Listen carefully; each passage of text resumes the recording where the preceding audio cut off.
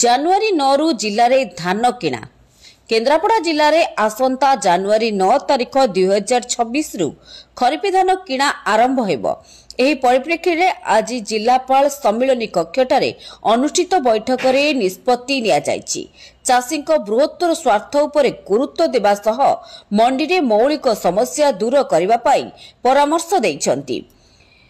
Ticket ପାଇଥିବା ଚାଷୀ ଧାନ ବିକ୍ରି ନ କରି ଯେମିତି ଫେରି ନ ଯାଉ ସେଥିପ୍ରତି ଗୁରୁତ୍ୱ ଦେବାକୁ ଜିଲ୍ଲାପାଳ ସମସ୍ତଙ୍କୁ ପରାମର୍ଶ ଦେଇଛନ୍ତି। ତାଲିମ ପ୍ରଦାନ ସହିତ ସଚେତନତାକୁ ବ୍ୟାପକ କରିବାକୁ ବୈଠକରେ ଆଲୋଚନା ହୋଇଥିଲା।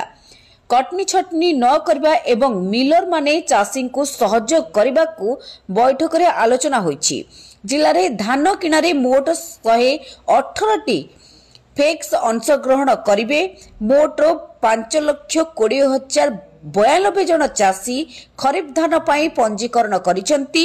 ଜିଲ୍ଲାପାଳ ରଘୁରାମ ଆର୍ ଆୟରଙ୍କ ଅଧ୍ୟକ୍ଷତାରେ ଅନୁଷ୍ଠିତ ବୈଠକରେ ଅନ୍ୟମାନଙ୍କ ମଧ୍ୟରେ କେନ୍ଦ୍ରାପଡ଼ା ମାନ୍ୟବର ବିଧାୟକ ଗଣେଶ୍ୱର ବେହେରା, ମାନ୍ୟବର ବିଧାୟକ ମହାକାଳପଡ଼ା ଡକ୍ଟର ଦୁର୍ଗାପ୍ରସନ୍ନ ନାୟକ, ମାନ୍ୟବର ବିଧାୟକ ରାଜନଗର ଧ୍ରୁବଚରଣ ସାହୁ, ଜିଲ୍ଲା ପରିଷଦ ଅଧ୍ୟକ୍ଷା ଲିଲିପ୍ତା ଦାସ, ଅତିରିକ୍ତ ଜିଲ୍ଲାପାଳ ସାଧାରଣ ନବକୃଷ୍ଣ ଜେନା, ଉପଜିଲ୍ଲାପାଳ ଅରୁଣ କୁମାର ନାୟକ, ମୁଖ୍ୟ ଯୋଗାଣ ଅଧିକାରୀ ବେଣୁଧର ପାଣିଗ୍ରାହୀ, ଜିଲ୍ଲାସ୍ତରୀୟ ଅଧିକାରୀ ସମେତ ସମସ୍ତ ମିଲର, ଡିଆରଡିଏସ୍ ଏବଂ ଯୋଗାଣ ବିଭାଗର କର୍ମଚାରୀମାନେ ଉପସ୍ଥିତ ଥିଲେ।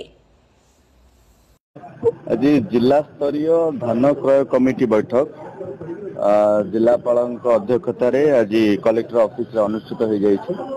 ଆଗାମୀ ଦିନରେ ଖରିଫ ଧାନ କେମିତି ଶାନ୍ତି ଶୃଙ୍ଖଳା ସହିତ ସ୍ୱଚ୍ଛତାର ସହିତ ଚାଷୀମାନଙ୍କ ପାଖରୁ କ୍ରୟ କରାଯିବ। କାରଣ ଏ ସରକାର ହେଉଛି ଅନ୍ନଦାତାଙ୍କର ସରକାର, ଏ ଚାଷୀମାନଙ୍କର ସରକାର। ତେଣୁ ଚାଷୀମାନଙ୍କ କଥାକୁ ଦୃଷ୍ଟିରେ ରଖି ପ୍ରତି ମଣ୍ଡିରୁ କିନ୍ତୁ ସୁରୁଖୁରୁରେ ଧାନ କିଣାଯିବ। ଆଉ ପ୍ରିଭିୟସଲି ଯେତେ ଗୁଡ଼ାକ ମଣ୍ଡି ଥିଲା 118ଟି ମଣ୍ଡି, ଏଥର ମଧ୍ୟ ଆଉ 4ଟି ମଣ୍ଡି ବଢ଼ାଯାଇଛି। ଇଏ ସବୁ ମଣ୍ଡିରେ ସବୁ ସୁବ୍ୟବସ୍ଥିତ ଢଙ୍ଗରେ ଅଛି ନା ନାହିଁ ସେ ବିଷୟରେ ମଧ୍ୟ ପୁଙ୍ଖାନୁପୁଙ୍ଖ ଆଲୋଚନା କରାଯାଇଥିଲା। କମିଟିକୁ ମଧ୍ୟ ନିର୍ଦ୍ଦେଶ ଦିଆଯାଇଛି ତାକି ପୂର୍ବରୁ ଟିକେ ଯାଞ୍ଚ କରି ନେଇଯିବେ।